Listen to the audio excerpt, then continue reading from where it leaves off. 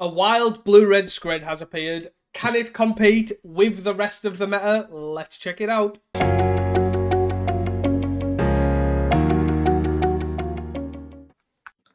Hey guys, welcome back to Casting Commons, the show where we talk and discuss all things Pauper. I am your host Teasdale, and this is my co-host, the feral prowler himself, Reese. Hello. That's Get definitely the worst name we've had so far. Stay away from the children's parks, you. Jesus. Before we start, please do not forget to hit that like, subscribe, and follow button so you never miss an upload. It also helps the algorithm to get exposure. It's a great way to support us for absolutely free. And also, don't forget to give us a 5-star rating on Spotify if you're just lingering around there. It really is a great way to support us. Gotta push that Spotify. So, Paul, what's been happening this week? I've played quite a bit of Magic, to be fair. I ended up playing, there was a Wednesday Modern that I ended up playing locally. I just jammed my old favourite affinity that feels like it's from a format long ago and just does not compete in Modern anymore. They definitely needs Mox Opal back to make that deck actually semi-viable. Like, I keep seeing a bunch of Japanese players just trying it with like the weirdest lists knocking to try and get around all the like one ring shenanigans and all that. But it was fine, but it definitely felt underpowered for the rest of the format. But it's too powerful for Modern.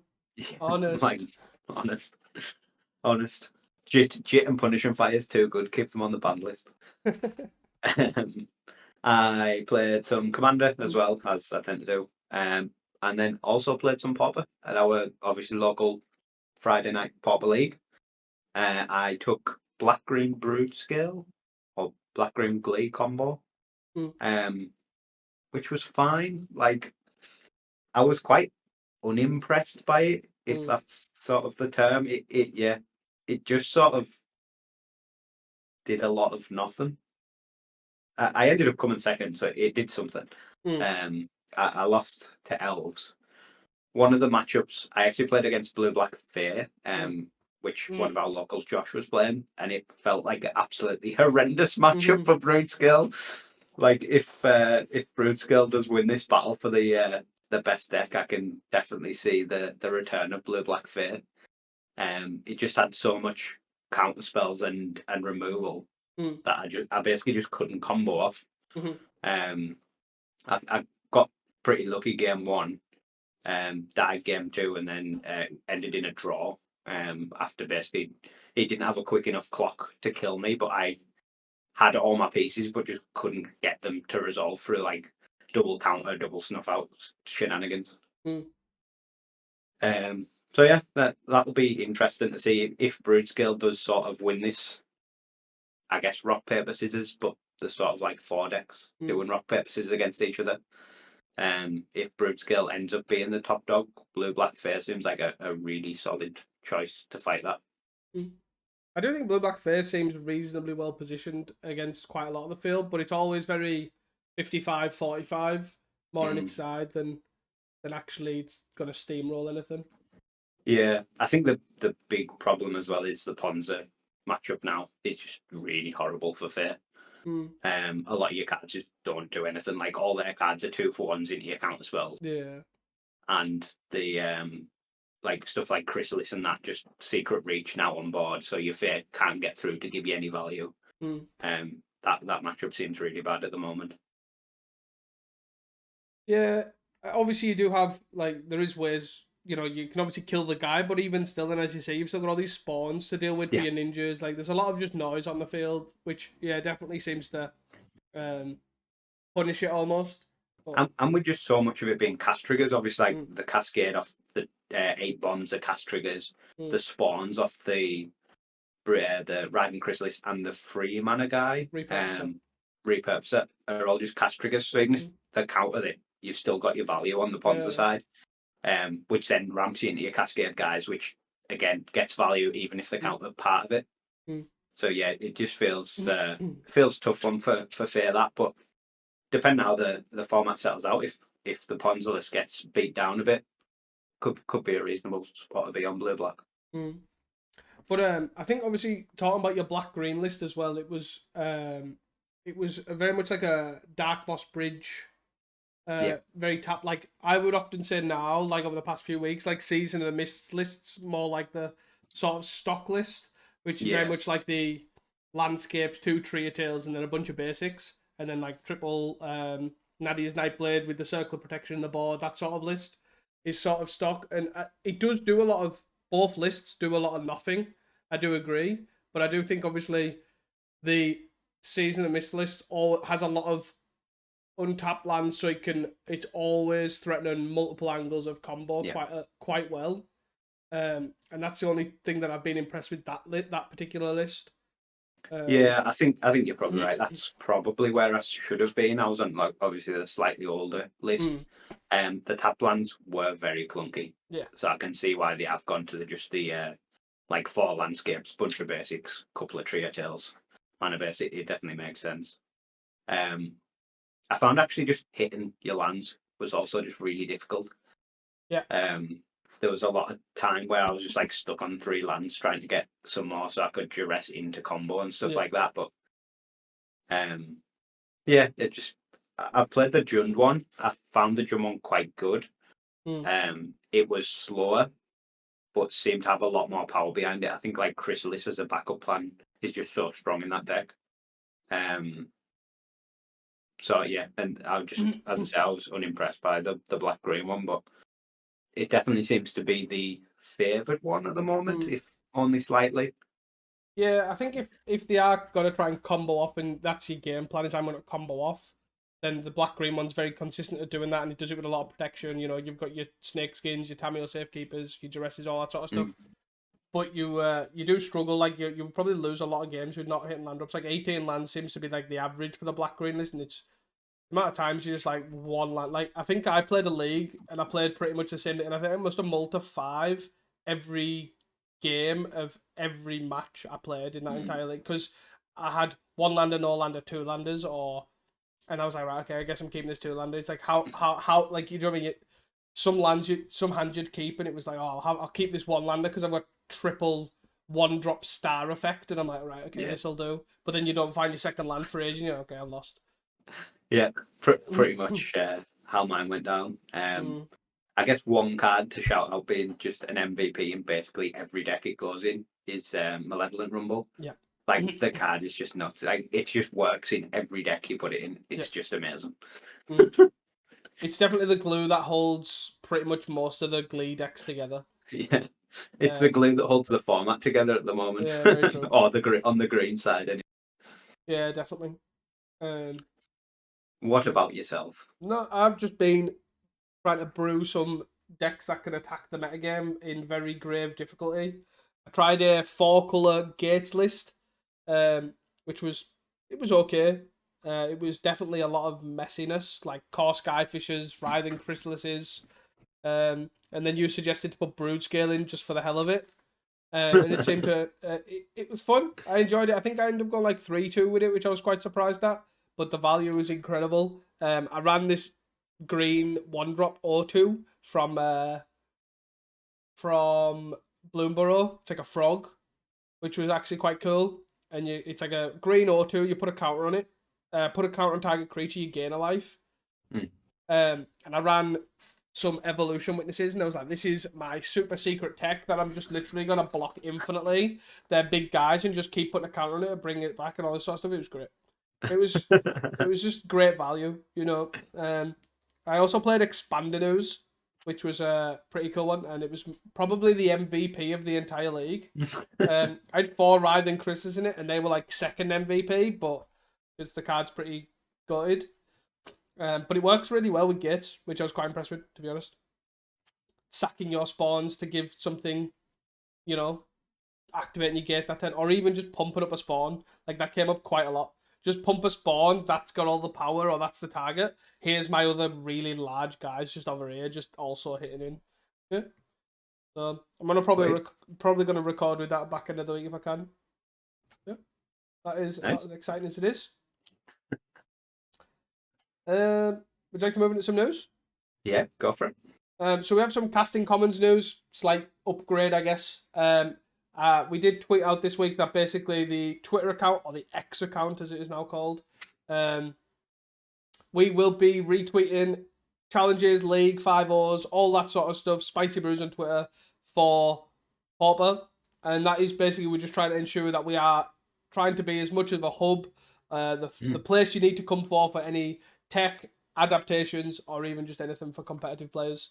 A great place to see. So if you are ever interested in seeing new brews or, what did well in challenges, not only listen to this podcast, but if you prefer the visual aid, just give the Twitter follow. That is at Casting Commons Podcast, I think it is. And yeah, it is there. It's Casting Commons 1, right there, actually, right there. Yeah, so check that out, and yeah, see all the retweets. Other than that, tournament news. We have the 24th of August. That is the bank holiday weekend, right? Recollect are running a winner box for £20 entry, and obviously the winner wins a box. So go check that out. We'll put the event in the description. I think I said I would last week, and I think I forgot, but I will put it in this week. And then the 25th at Preston, there's a monthly Pauper event, which is £10 entry and scaling prizes for store credit and all that sort of stuff. And I do believe some of our locals are going. That'll be a cool event. Yeah, hopefully. Other than that, if there's any other events you are interested in, please check Pauper Dan on Twitter as well. He retweets them like crazy because we don't have time to talk about them, otherwise it'll be an hour and a half episode. And that is pretty much it, really. Would you like to move on to Friday? Yeah. So the Friday the 9th of August challenge, 59 players.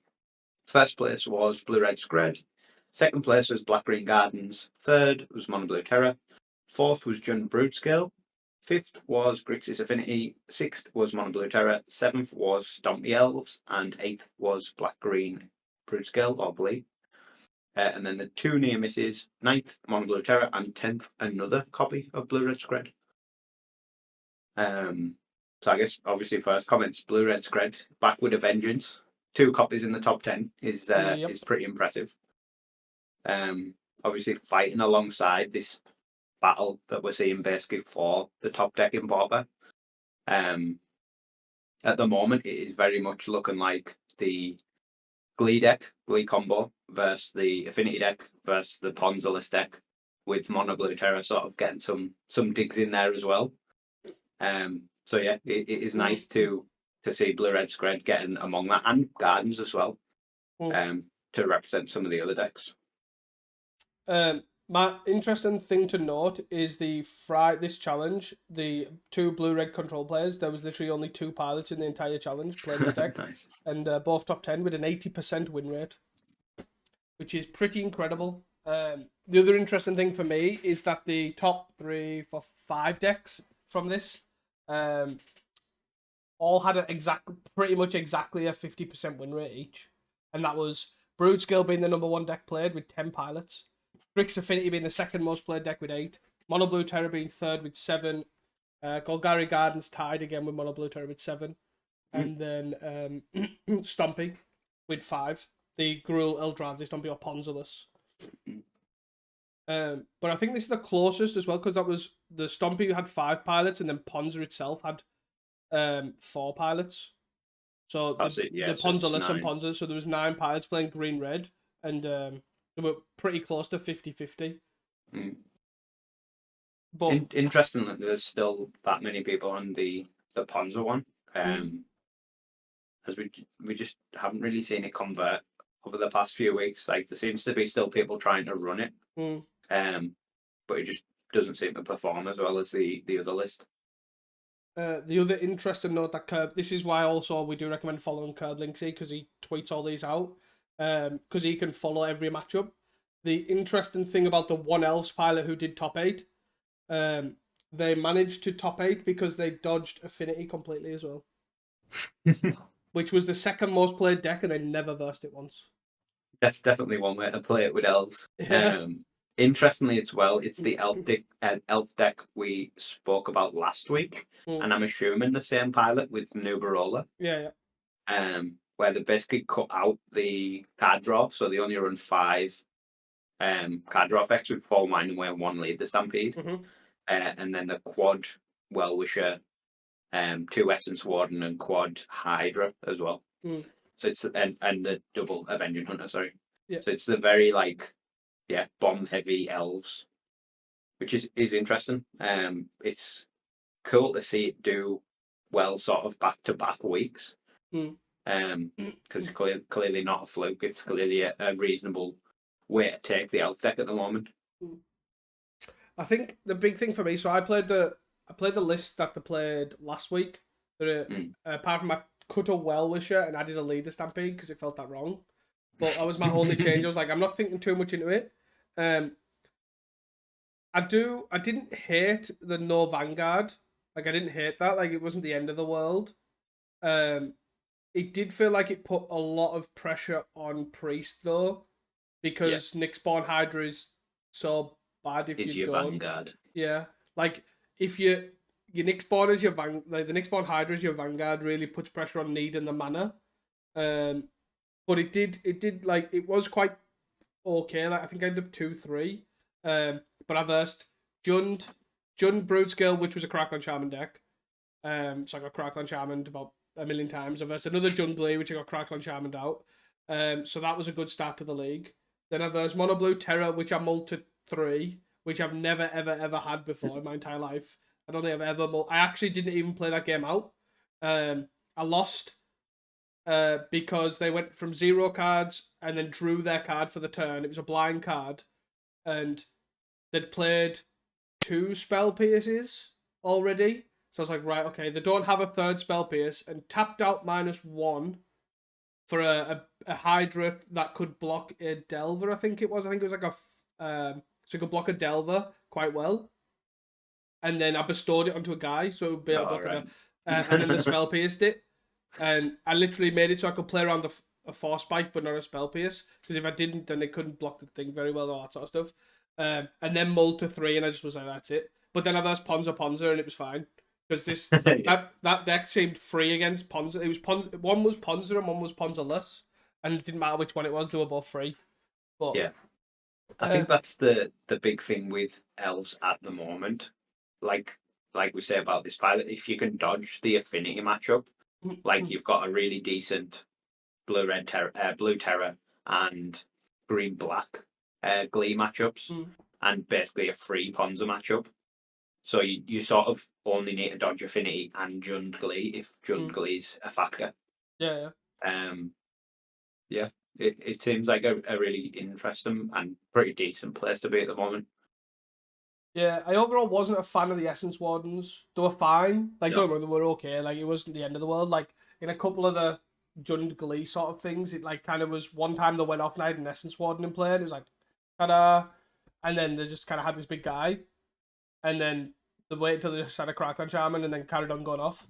But like, also if they had a Molten Gatekeeper, then it didn't really matter either way. But it is an interesting list. But I don't know if this is the way to go overall. I think the Essence Warden and the Vines in particular are just like the black-green Glee matchup, sure up. Against Jund, obviously they're not as good. But yeah, I think it's just to shoot up that black-green matchup and basically make it so you've got 3 decent matchups out of the 4.5 best decks. Yeah, and that's totally fair. I'm unsure on I did Vines, one of the Glee players, which was pretty interesting, and like it's cool to do that. Like, good way to interact and all that sort of stuff. But I don't know if the other stuff is the way. Like, obviously the 4 Hydras, 4 Well-Wishers, 2 Essence Wardens. I'm a big fan of Avenging Hunter in elves in general. I think it does in the turtly matchups. You can obviously just sit there and I will dome you to death for 5. Like, that came up quite a bit. Or even against Ponza, you're still the initiative and you just sit there. Like, it's very hard for them to take it back almost, especially if you have a Timberwatch elf. But yeah, other than that, I think I'm unsure on the numbers, but it seems to work for Nubarola. Obviously, definitely drawing pretty hot. I guess looking at the 2 blue-red Skred decks, as sort of the highlight for this top 10. They are slightly different, right? If I scroll back down. Obviously Spock is on the energy package. Yep. Which is obviously a big change from what we used to from Blue Red Skred. Essentially, they're still on the Skreds, but have cut the lightning bolts down and gone up to 4 galvanic discharge and tune the narrative as well. That's the whole energy stick. Yeah. And is higher on Murmuring Mystics as well than Campo. But only by 1. Campo has an extra Monarch enabler and 1 less Murmuring Mystic in the main. Interestingly enough, he did tweet this out, and we did retweet this. Basically, he mentioned how that him, Stompy, Oliver Dukes, and Luffy all worked on this list to sort of try and fight against Ponza and Glee. And obviously, this is where they've come up with obviously having effectively multiple different angles of Skred. They've got like 8 Skreds almost with the discharge and the Skred, which obviously seems to work quite well for them. Yeah, I think especially in the Ponza matchup, the galvanic discharge is secretly just like OP. Being able to just play it on 1 and just ping an Arbor Elf and back up 2 energy. So when your next one, when you play your next one, it can just kill any threat to play because it's for 5. Is really cool. Like it kills obviously the Chrysalis with the double sacrifice. It kills all the Swords, Warden Parties, Avenging Hunters. Whereas the lightning bolt you could just wouldn't. It would kill the Arbor Elf and then wouldn't kill any of those other threats other than the Warden Party. Yep. Murmuring Mystic as well right now seems really good. Yeah, definitely. Yeah, for sort of similar reasons. You just go so wide and they can't get. Especially with the Ponzless decks just running no real removal. And I think that's probably where this list shines, is obviously the amount of good removal. Like Skred's great right now, but the problem is it's really slow. Like they're going turn 2, turn 3 Chrysalis, and you need another 2 to 3 turns before you can kill the original one. And then even if you counter, say, the first one, they still get the spawns for the next one. So that makes the discharge even, like the Skred even further away from killing it. And it is it is good because it does it scales really well at killing their threats. But Chrysalis in particular is one of them that's really awkward, and discharge sort of, especially multiples, does shore up that sort of scaling a lot faster. But then, as you say, Murmuring Mystic just makes it all shine because you just go so wide, you can block so many big guys, and then it wins the game as well. Definitely a solid card at the moment. And then Campo's list is basically just the classic Blue Red Skred that we've come to expect. There's a couple of campfires in the sideboard, which I thought was pretty interesting. Other than that, sort of what you would expect. Yeah, I was quite surprised when I seen the 2 campfires, to be fair, as well. They're pretty interesting. I'm assuming, obviously, in some matchups, obviously goes long and you just want to deck you're going to deck your opponent naturally, but... it's an odd one. It doesn't seem too amazing right now. Like, Kuldotha is still seeing a lot of play, but not really in challenges. It's mostly just leagues. So it's not something really that you need a sideboard for at the moment. I think you were saying before it's like 1 to 4 pilots a challenge, which is obviously super low for that deck. And doesn't really have a good win rate. Yeah. It is an interesting thing that they are 2 different. Obviously, generally, I would like to say Spock's probably very much a trendsetter on the blue-red sort of thing. So if they're trying something new, like he was the first to cut Augur because it didn't seem great in the postmodern Horizons meta, all that sort of stuff. And that is fine. Like, obviously, and there's nothing wrong with this, like Campo being an amazing blue-red pilot. He's piloted it before. And it's still solidly positioned regardless. Even like the quote-unquote old or not current Spock list. But interesting sideboard choices as well. Like I definitely can't really see where the campfires would shine, especially in this metagame. But other than that, Campo's sideboard looks pretty clean. And Spock's list looks sideboard looks very experimental with the boomerangs and the swell and sandstorm and such. But Yeah. spicy to see. Anyways, I do love a bit of blue red, and I like the I'm glad it's joined with the energy package. Yeah. As well. Yeah, it makes sense. It'll be interesting to see if it impressed him enough that it stays. I imagine it will for the moment because, like we said, it seems especially strong. Against Affinity as well, being able to discharge and kill Marine forces where your lightning bolt just wouldn't. Seems like a real big bonus. Yeah. And terrors against terror. So yeah, it seems a very good place to be at the moment if you can pilot it skillfully enough to get there. Any other decks you want to touch on in this topic? I guess I do want to mention the fact that the obviously Gardens did top 8. Not really super interesting, super spicy list or anything. They're not running red for Writhing Chrysalis. They're just standard black green. I would have said it's a very classic Gardens list. Yeah. If you basically asked for a stock green black Gardens list, I would probably get something very close to this. Yeah. Which is not a bad thing at all. No. It's great to see Gardens back. Obviously, the numbers you mentioned before, it was quite highly played as well. Yes, it was on the Friday. It was the fourth most. Yeah. Tied for the third most played deck. Yeah, which is big news, especially when we have a metagame with 4 decks at the top that are really heavy hitters. Having something else that can come in and fight with that is really cool. Yeah. But no, that's pretty much it. Obviously, just mentioned that there's a lot of quote unquote grinders here as well. Like Medvedev's in 6 with mono blue. Bako was on mono blue as well, right?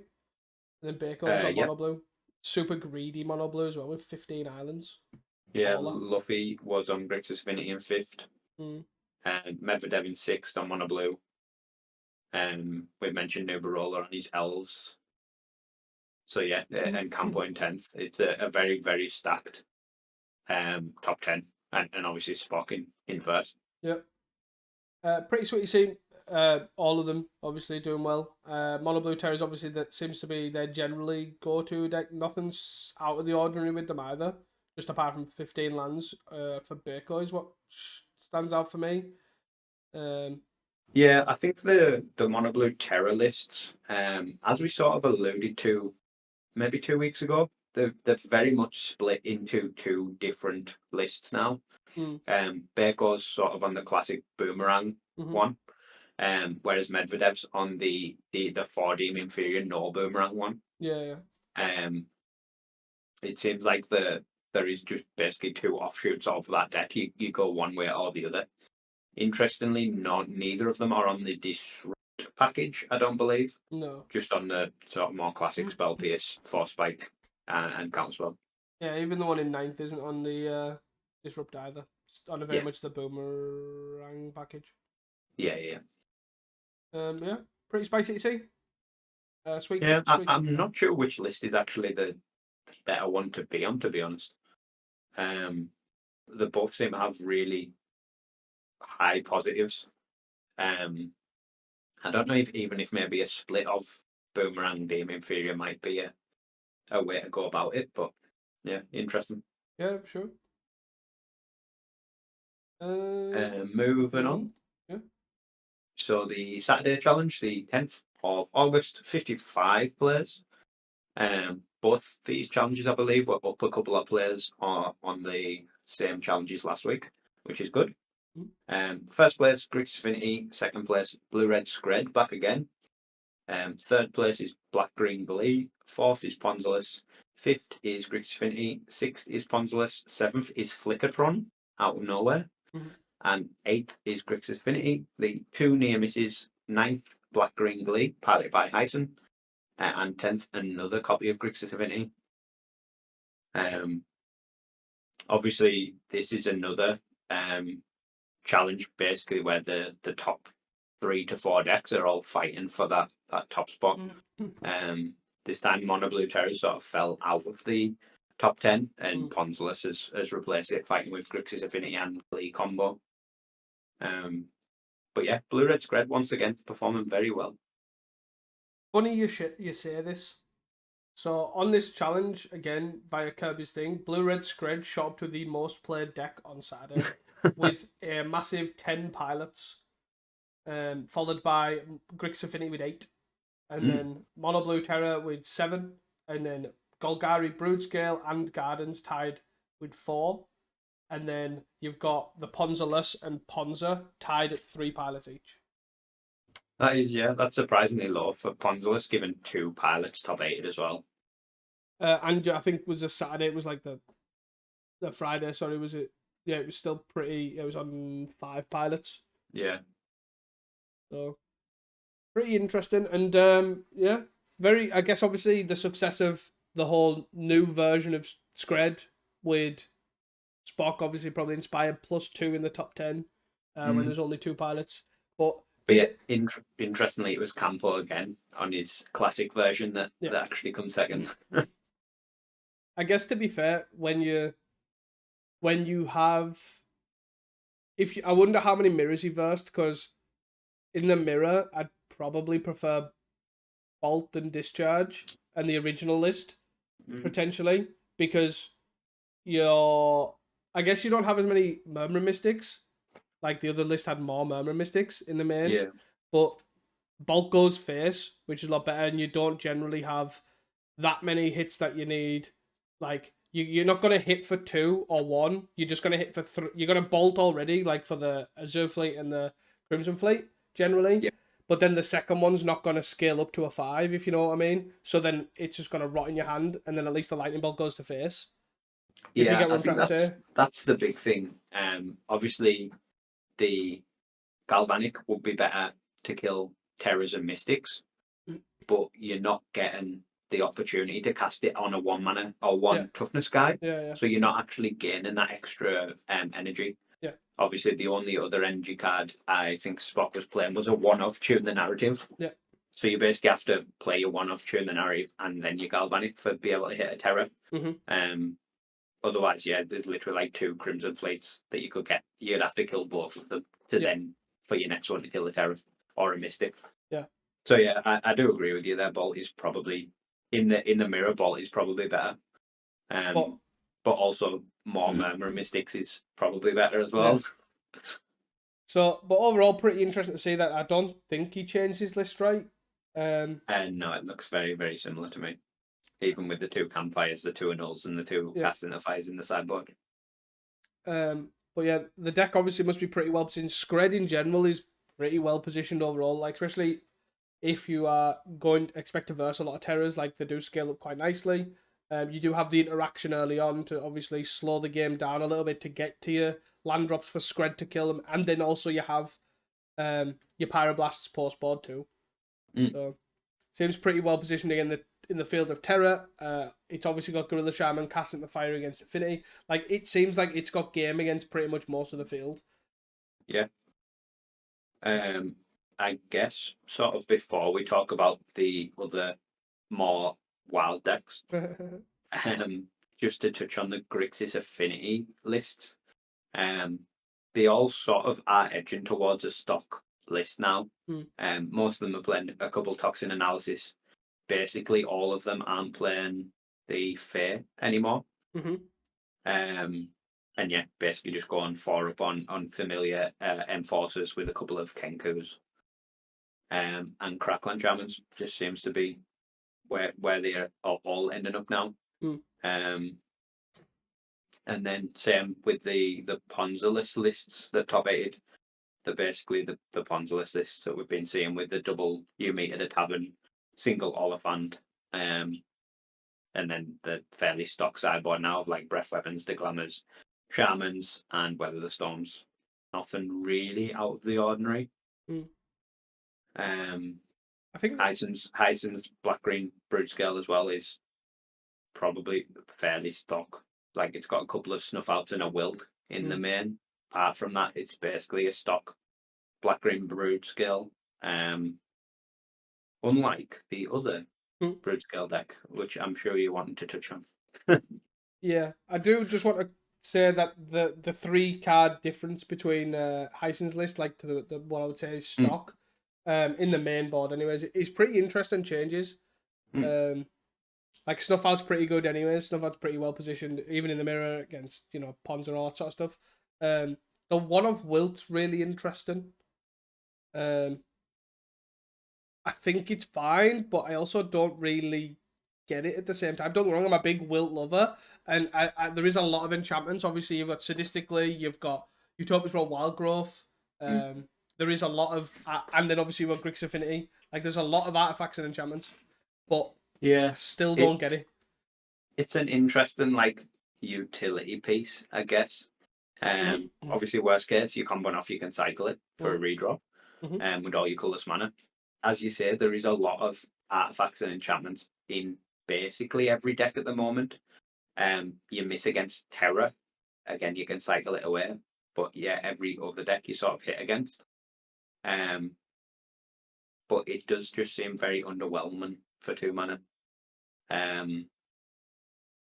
Yeah, like Snuff Out does a lot of what this Wilt does, but for essentially 0 mana. Yeah. I also think, as probably most Ponza players or Ponza-less players will know, if you're getting into a point where you are deglamoring/wilting the Sadistically, you are literally in hoping and praying because they have about 60 million ways to interact with that and still combo off. Like, that is the bottom of the barrel of how you want to interact. So then putting that in the main deck does not seem like a great way. I guess it's like a got ya, but I guess, it's not going to happen often. I think it being a one-of is very telling of he's just trying to test it out to see if it's any good. I think that the thing that strikes me more about this list is cutting the chromatic stars feels bad. Like, a lot of the time I have been testing this black-green playlist and playing it on at FNM. The chromatic stars were basically critical to not just failing. A lot of the time you combo off with no mana, and you need that filter to flash back your Eviscerator's Insight or to cast your Nadia's Nightblade or something. Yeah, it's very reliant on Refractor here, which I don't really like. I'm not a massive big fan on triple Refractor because they do just end up clunking the board, and you end up getting really awkwardly left with them, or you end up sacking them to your Deadly Sweep, which then are worse than Stars and also Wellsprings. But other than that, yeah, I do agree. Stars seems to be like a critical piece. Like, it's definitely, I'd run 4 stars before I'd run my first Refractor, in my opinion. But I do also like that he was trying stuff out in the sideboard too. Seal of Doom's a big one, along with Evolution Witness. For that rebuy, love and joy. Yeah, but it is an interesting list, I guess. I'm surprised on why the landscape as well. I'm guessing to pretend to not be Glee is the only thing I can think of. Is if you play Twisted Land. Being Bug. Yeah, so the landscapes are the 4-border landscape, which is not the Jund one. It's that's Twisted Landscape. Yeah. I don't really. I know it doesn't really matter, but I don't know. I'm still on the big thing of you just play a Twisted Landscape, you pretend you're Jungly for as long as possible. I don't know. That's just my thought. But yeah. But I guess it's these, these will be the type of people that'll play Snow Dual Lands for crack. They don't think about these things. Anyways, moving on to the third place. I want to say Jundglee, but it's not. It's like a black-green Glee with a red card in the deck. It's got like one red card. Well, I guess it's got. I think I called it black-green Glee. Yeah, it is black-green Glee, yeah. But obviously it's got, its win con is Gravitic Punch. The fling with Jumpstart. Yes, the fling with Jumpstart. So this list is wild, first of all. It runs, if you didn't guess by the intro, it runs Feral Prowler, which obviously everybody knows Feral Prowler. It's a pauper mainstay. It is 1 and a green for a 1/3 creature type cat, because that's relevant, of course. When Feral Prowler dies, draw a card. So it's kind of like a Guild Swarm Prowler, is the best way I can describe it. But it doesn't have Death Touch. But and it's green to cast instead of black. Yeah, it's a Ica Wellspring, but is a guy. Yeah, it's a weird one. But my first thought is on this card, why don't you just run Guild Swan Prowler? Because it still triggers Snarl and Gorehound, because it's 2 or less. And it's got Death Touch, so it kills a terror. That's my first thought on this list. But second of all, spoiler, it runs 4 Snarl and Gorehound, which, if those that don't know, is a 1 black, 1/1 with Menace. When another creature with power 2 or less enters the battlefield, surveil 1. So what this does is, if you have this in play while you combo off, you can mill your entire deck, create an infinite colorless mana. You can mill over a 1-of artifact which it has in the deck called Jack-o'-lantern, which is 1 and tap, sack it, exile to 1 card from a graveyard, draw a card, and then 1, exile Jack-o'-lantern from your graveyard, add a color. So basically it turns a colorless into a red, and then you can then jumpstart Gravitic Punch, which is jumpstart. You may discard a land card, cast this card. Target creature you control deals damage equal to power to target player. So, lo and behold, you mill your deck and you fling. Well, you don't even fling because you don't sack it. You basically deal damage equal to its power of Brood Scale to their face. Yeah, they've somehow made the combo deck, or the top combo deck of the format, even more combo-y. Yeah. Yeah, it's a wild one. Like, even to the point where the card draw engine is changed from like the other black green Brood Scale decks, basically playing 4 Village Rites and 4 Bequeathal. Which is a enchanted creature, and when it dies, you draw 2 cards. Yeah, it's just a really, really wild, even more combo deck. Yeah, I was just about to say, and that's not even like the win con side of things. Not even the spiciest thing I was going to say. Like the Bequeathal Village Right is even crazier. I wonder, the Guild Swan Prowler only draws a card in your turn, right? It's if it's not blocking, I think. Oh, right. Okay. I guess that might be a minor upside for this Feral Prowler. Given you can just sack it to your Village Rights whenever you want, or you Deadly Dispute whenever you want, and still get a draw card. But yeah, it's a absolute wild Glee deck. 4 Mesmeric Fiends as well as the sort of main point of interaction, which sort of makes me feel like it should have Unearth in this deck. Yeah, it does look like it's what it's sort of missing. It's also got 4 Kalni Garden as well. There's sort of like the Kalni Garden, Mez Fiend, Village Rights, Deadly Dispute, sort of like gluing the whole deck together. I guess for a lot of the game, you could like try and pretend to be gardens. Like if you just go turn 1 garden, turn 2 swamp, turn 3 dispute, or turn 2 dispute, you sort of like everyone's thinking you're on gardens, then you just combo them out. At that point, though, you might as well just cut the Avenging Hunters and just put the combo in gardens and just like start killing everything and then just like bang combo you. But it is very interesting. Obviously, Bequeathal's a spicy one. A way to draw a bunch of cards. You know, you put it on a spawn and sack it, draw 2 when it dies. Cool, all for it. I've never been I was gonna say I've never been a big fan of the Gorehound Wincon. Like it was very early on when Glee was spoiled in Modern Horizons 3 that this was the Wincon of choice. Like you mill your deck, you Jack-o'-lantern, then you can win however the hell you want.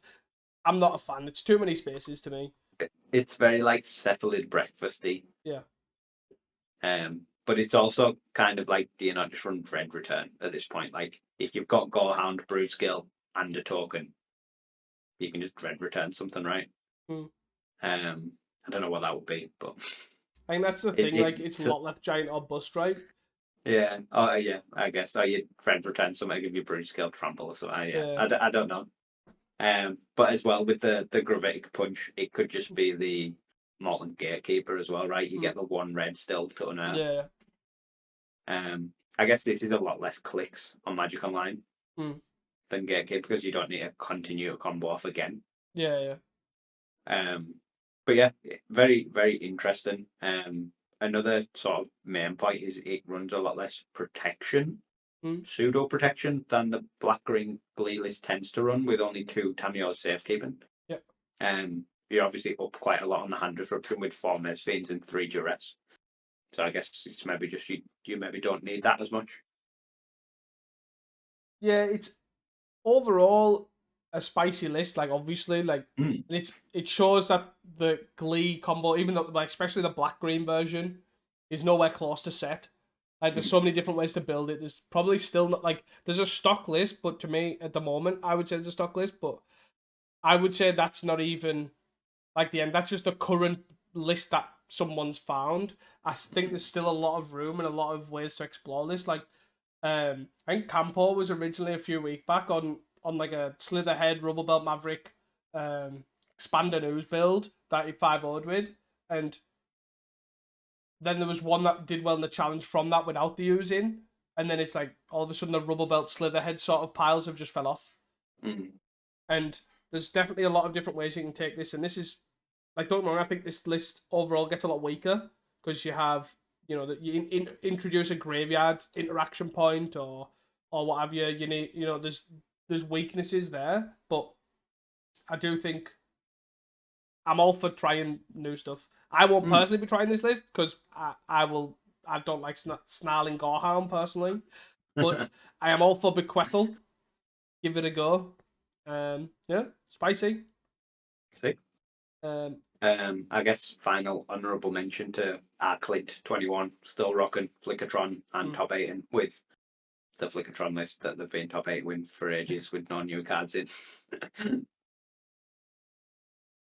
yeah, there was nothing new, right? From No, memory. no, it's just basically the exact same.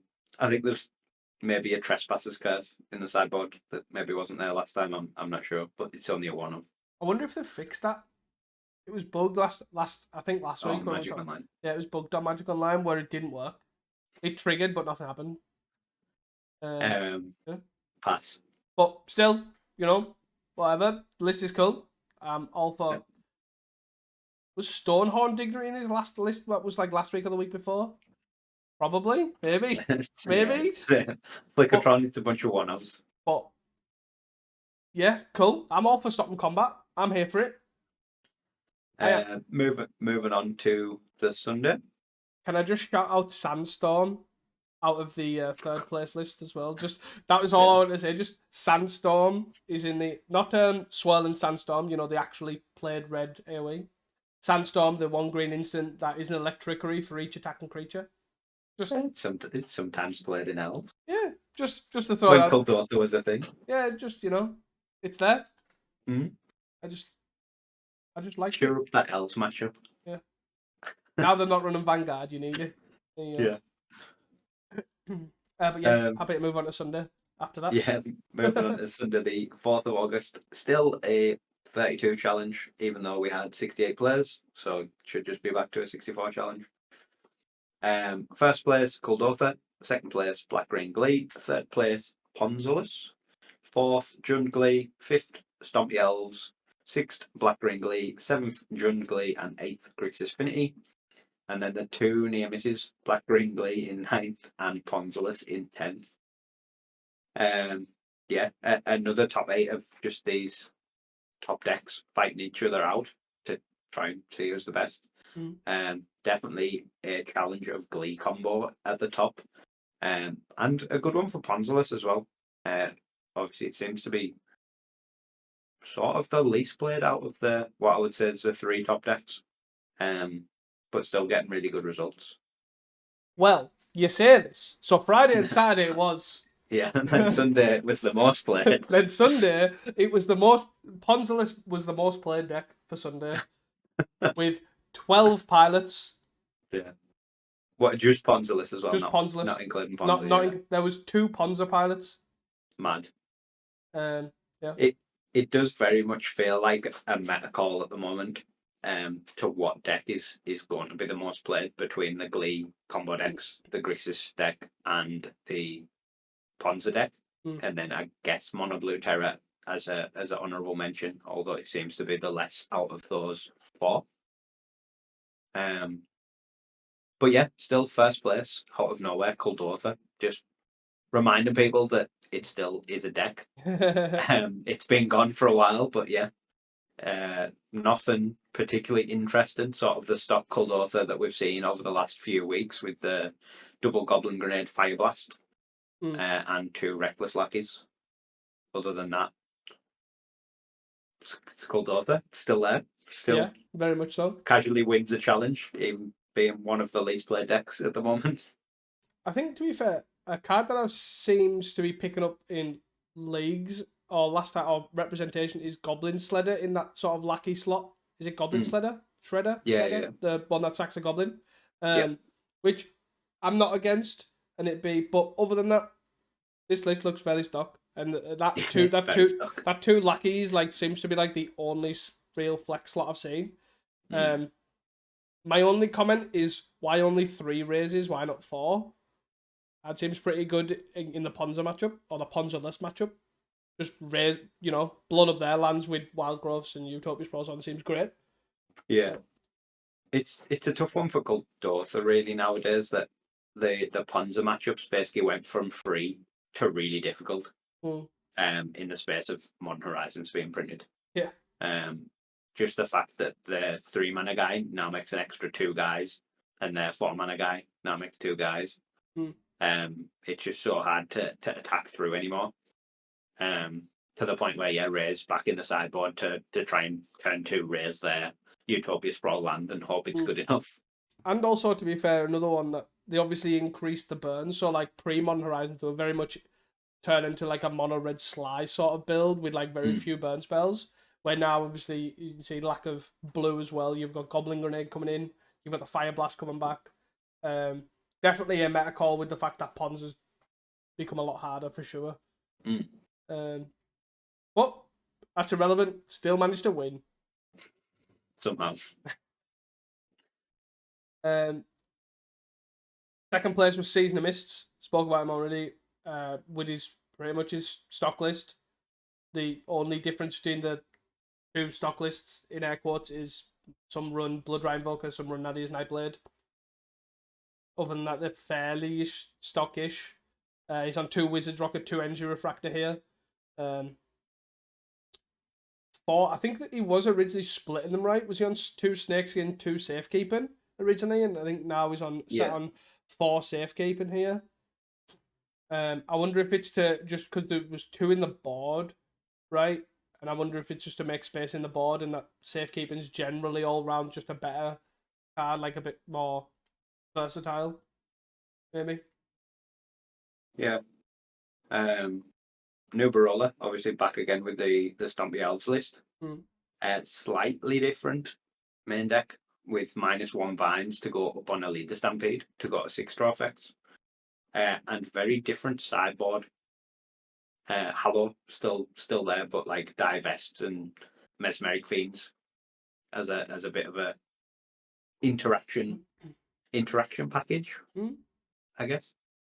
Interesting interaction package for sure. I'm all for Mes Fiend all of a sudden becoming like the most popular card post. Like it was due. I always thought it was due to being Rumble gluing everything together. That it's a duress you pick off Rumble, but here sort of the same vibe. It's a duress or a divest, I guess, that you kind of pick up off Leader Stampede / Windham. I'm all for this. I don't care how good or bad it is. If Mes Fiend sees play, I am all for it. And this card is, I'm happy to. I guess it's a way to try and glue or beat the Glee matchup, I guess, maybe. But yeah, sort of outside of those, most of the other decks are pretty stock, really. The Ponza list is, as you'd expect. The Glees, even, they're not anywhere as spicy as the Glee we talked about on the Saturday. I don't know if there's any in particular you want to touch on. No, just obviously touching on the 6th place Black-Green Glee list, just ever so slightly. The Season of Mist, the difference between Season of Mists and this list is literally, as sort of touched on, they're running Nadia's Nightblade instead of Blood Rat Invoker. They've got a 2-2 split of Snakeskin Veil, Tamiyo's Safekeeping. And that's sort of like the main differences in the main deck. They've changed the landscape, because that's relevant. And then after that, it's the sideboard a little bit.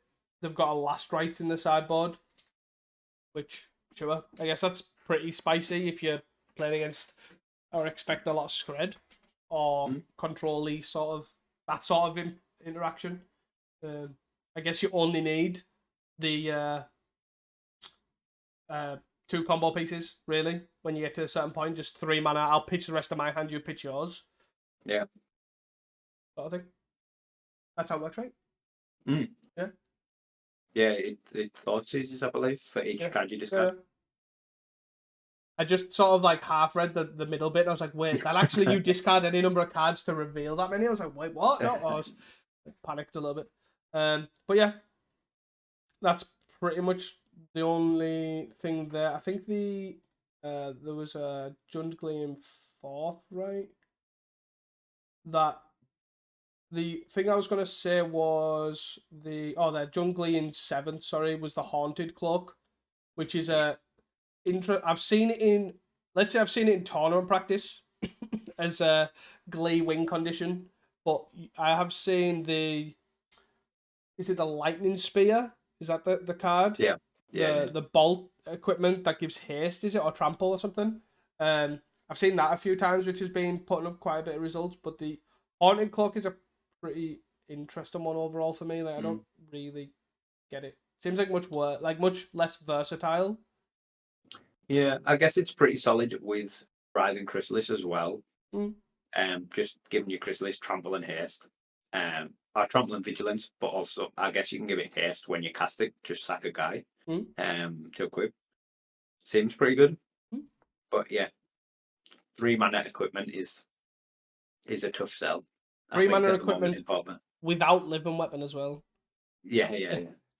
So yeah, I'm definitely all for seeing these wild and wacky cards, Feral Prowler, Haunted Cloak, Lightning Spear, all that sort of stuff, making a resurgence due to the wild gleaness. I'm all for it, but very odd. But other than that, yeah, pretty stock, right? There's nothing too exciting out of the rest of the stuff. No, not all really. It's sort of, if you'd said which decks would be in the top 8, basically all but elves. You'll probably be able to pick the list, or very close to picking the list. Yeah. Sadly, probably the most boring top 8 to finish on. The other 2 are quite interesting. Yeah, pretty much. One thing that I do want to say, obviously, throughout the whole challenges, as we talked about with the Grixis Affinity lists, obviously we mentioned that Toxin Analysis is pretty much becoming a stock. All I'm saying is, when we were here 3-4 weeks ago, right? We were here saying, don't worry, there's no Toxin Analysis, but it should happen because it's insane, this card. Yeah, all I'm saying, I think it chews up the Ponza matchup so much for Grixis, doesn't it? And obviously the utility against Terra and Glee as well. Just feels really good. Gives Grixis its own 2-card combo. Yeah, that's true enough. But yeah, that's pretty much all I wanted to cover. I'm gonna go buy some last rights to try them in Glee. Surely you've got those already. Probably. Hot takes from last week? Yes, I just want to quickly shout out Kirby for obviously being in the giving us all the data. Always great to see, and showing us how much I think each challenge is almost getting to the point where they're their own like isolated metagame. It's so weird how different the top decks are. Apart from Grixis Affinity, which is consistently the second most played deck every challenge. But other than that, like the changes is pretty mental. And then shout out to all the grinders, Nubarola, Luffy, obviously Campo, Spock. We've already covered them, and shout out to them for obviously making this, possible for us to even cover these for interest. Getting our finger on the pulse with all the changes, the galvanic discharges, the Gorehounds, spicy feral prowler piles. Just makes it interesting, really. Yeah, hot takes from last week. My ramble is over. Yeah. My first one was that the Royal 200 results would get people back trying a Black-White Blade. That is definitely not the case this week. It may be the case next week, because we usually are 2 weeks off. But yeah, there was basically no Black-White Blade at all this week. Yeah, I think I looked and there was like 3 in the whole weekend. There was like a 1 or 2 and a none, I think it was. Mine was that Mugwort will make a return next week. That did not happen, which I was really annoyed at, because I thought I was actually going to be right that week. because I seen Baker like 5-0 like 3 times on the belt with Mogwarts, and I was like, he's gonna take it and he's gonna win, or he's gonna top 8.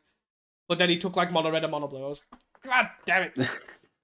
Oh yeah, Yeah, it feels like a very tough sell deck at the moment.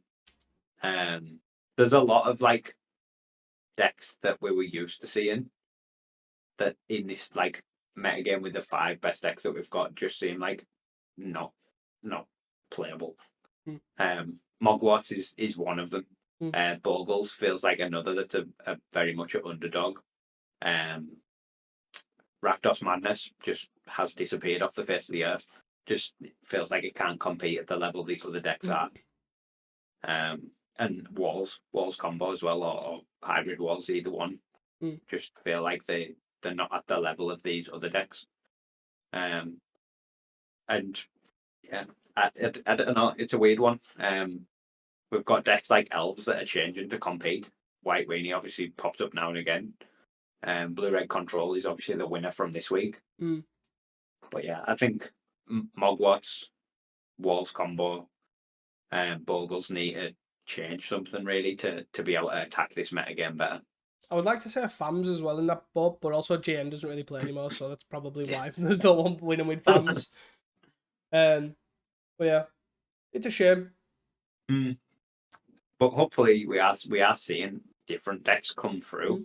So it's not the end of the world, but No. yeah, I think just people need to find the ways to make the decks they want to play attack these decks in particular, like the elves has done, and the blue red Skred. My second hot take from last week was that we will continue to see both versions of Glee represented in the top 8s. Definitely seems to be the case. Black Green is still the favourite, but not massively. There seems to be coming towards a pretty even split between them, which is interesting because they are, although they're the same combo, they do sort of play out very differently. Yeah, 100%. I think you generally have each day that I've seen that the black green brood scale does win out, but like I think Friday was the biggest difference, right? You had 10. It was the most played deck, black green. It was the most played deck on the Friday, and then you had 4 pilots. So you had 10 pilots on black green brood scale, 4 on Jund on Friday, but then it was much closer for the rest of the week, right? So you had 4 on black green, then Jund was 2, so it's not that much different. I guess it's similar to it's 50% both days, isn't it? Yeah, and then same with Or 50% of. Yeah, and then you had 5 on Sunday was black green, and then 3 was Jund.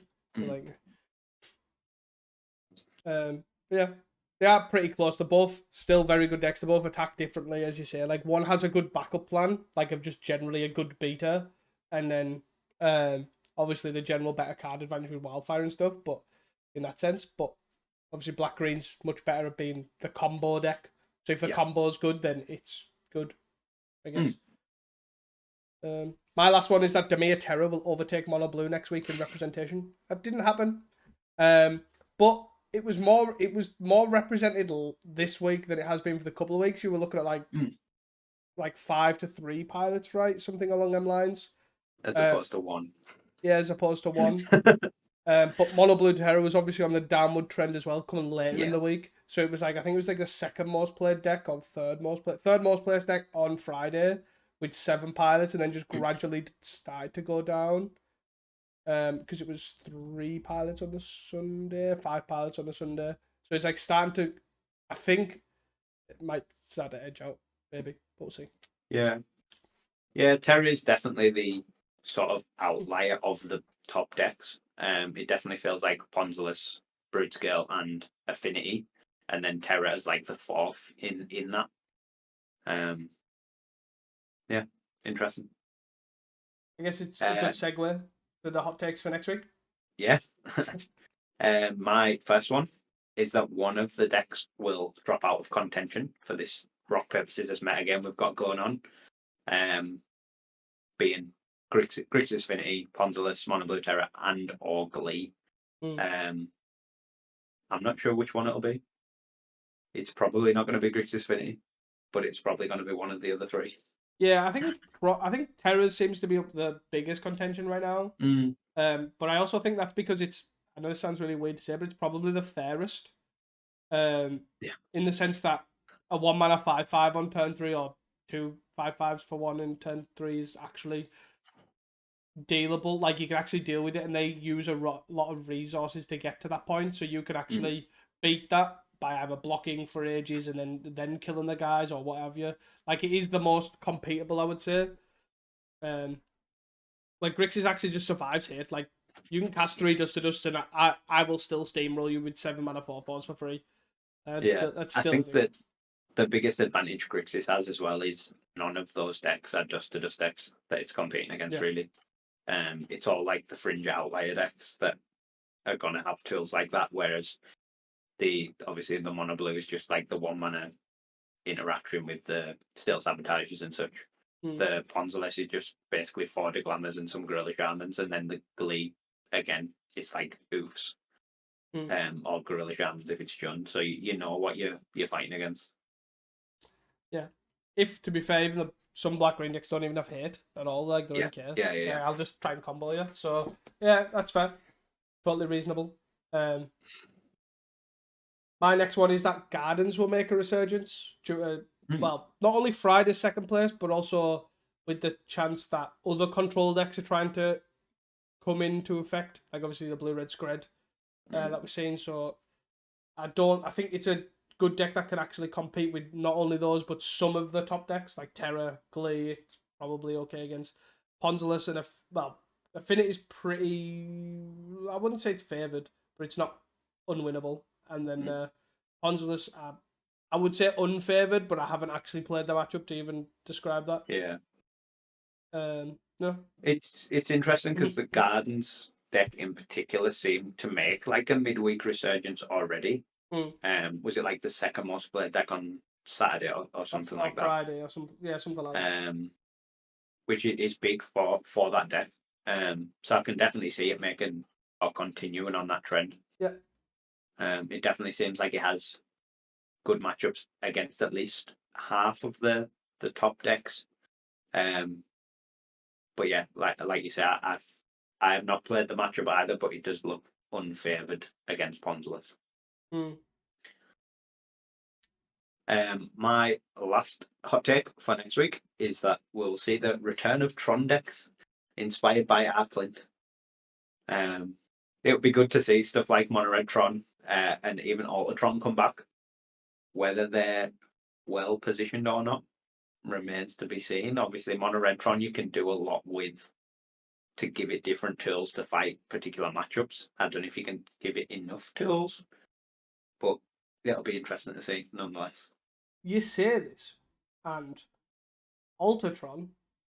There was 2 pilots playing Ultratron on Sunday. 2. There you go. There you go. That was equal the amount of people played elves. Just saying, there's always a chance. Yeah. They're probably timed out every round, like, but that's besides the point. Yeah, I think the thing is we're just probably going to see RC. Does it count if RC Clint just Clint top eight again? Does that count as make return? I mean, they might have inspired themselves, sure. Yeah, there you go. Then yes, I am all for it. That is probably going to happen. I just have a feeling if Floyd's a top 8 again, it'll probably be with his random snacker and root waller builds that he's now working on. Maybe he's probably, seen Mono Red Tron and like, screw that again. But, my next one is that sort of, not Blue Red Skred inspired, but sort of that sort of vein in the fact that it's found its way into competing with the metagame. I think a deck will probably come through, and I took a stab at basically just going with a faster combo deck, I think, and said Cycle Storm will top 8 next week. Mm.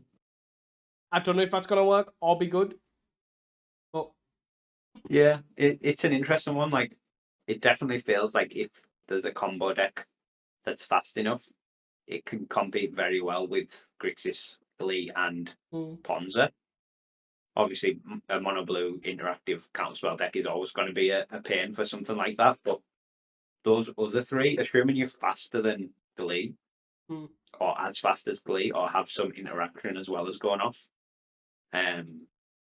you'll probably have good matchups against the other two. So Cycle Storm seems like a reasonable shout at something like that. That's it. Somebody pick up Cycle Storm.